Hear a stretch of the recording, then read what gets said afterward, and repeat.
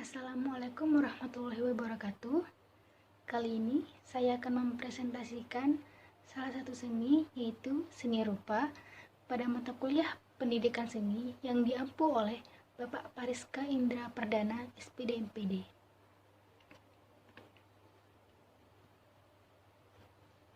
Baik, sebelumnya saya memperkenalkan diri. Nama saya Liana Zafira, NIM 200611000188, kelas 3D.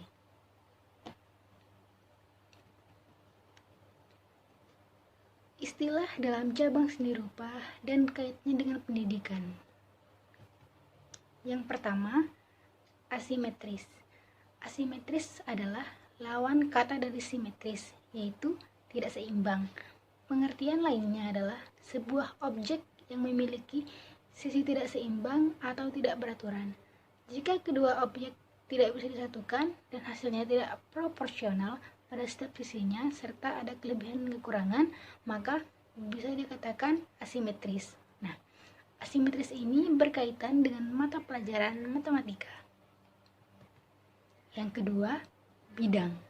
Bidang adalah luas atau wilayah permukaan dua dimensi dan dibatasi oleh garis.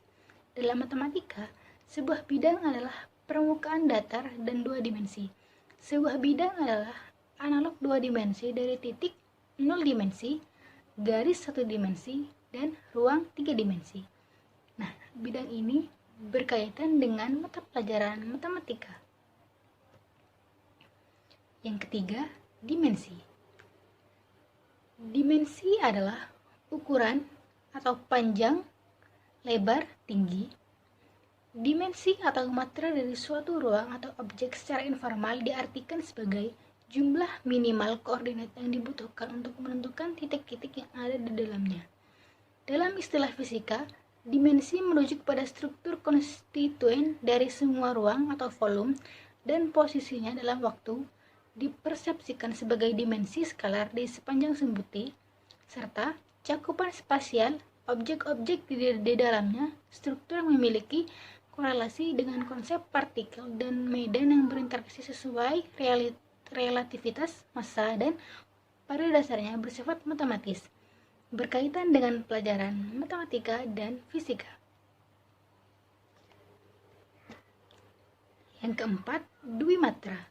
Dwimatra merupakan dua dimensi atau memiliki dua ukuran, yaitu panjang dan lebar. Dua dimensi atau biasa disingkat 2D atau bidang adalah bentuk dari benda yang memiliki panjang dan lebar. Istilah ini biasanya digunakan dalam bidang seni, animasi, komputer, dan matematika. Contohnya persegi, persegi panjang, lingkaran, segitiga, layang-layang.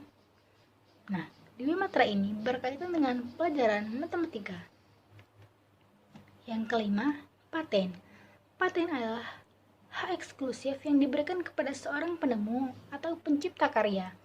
Hak eksklusif yang terdiri di atas hak moral dan hak ekonomi menurut pasal 4 UU Hak Cipta. Akan tetapi, perlu diketahui bahwa hak eksklusif adalah hak yang hanya diperuntukkan bagi pencipta, sehingga tidak ada pihak lain yang dapat memanfaatkan hak tersebut tanpa izin pencipta.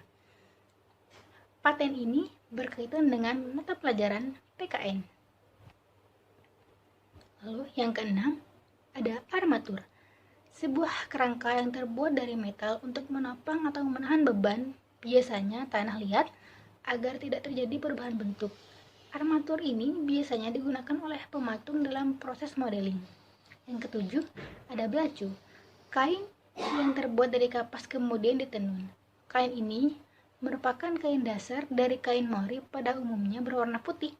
Jenis kain ini biasanya dipakai untuk membuat kain batik. Yang kedelapan, barik. Dalam KBBI, barik berarti garis-garis. Barik menyatakan keadaan dari permukaan suatu bahan, terlepas bagaimana warna atau penampakan bahan tersebut.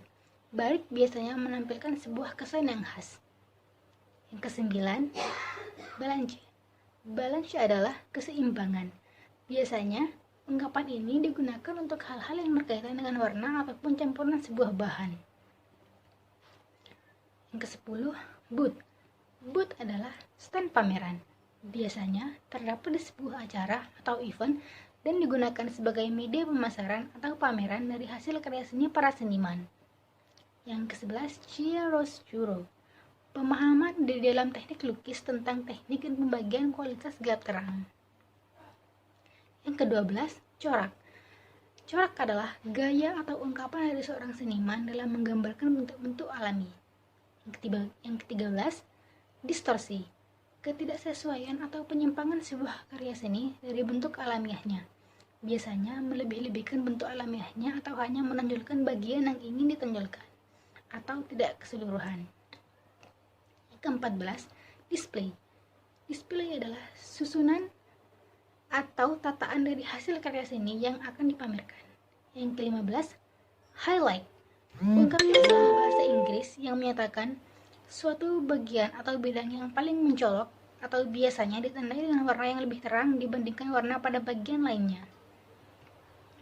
Ke-16, ada imajinasi. Kemampuan berpikir untuk membayangkan, menghayalkan, atau menggambarkan sesuatu berdasarkan pengalaman. Yang ke-17, polirokmatik. Polirokmatik adalah sebuah sebutan untuk campuran dari warna-warna murni.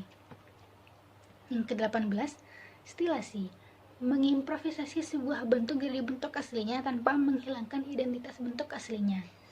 Yang ke-19, unitary. Adalah warna dasar, yaitu warna merah, kuning, hijau, dan biru. Yang terakhir, yang ke-20, ada zigzag.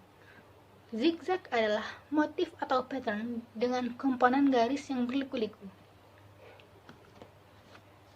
Sekian dari saya. Terima kasih. Wassalamualaikum warahmatullahi wabarakatuh.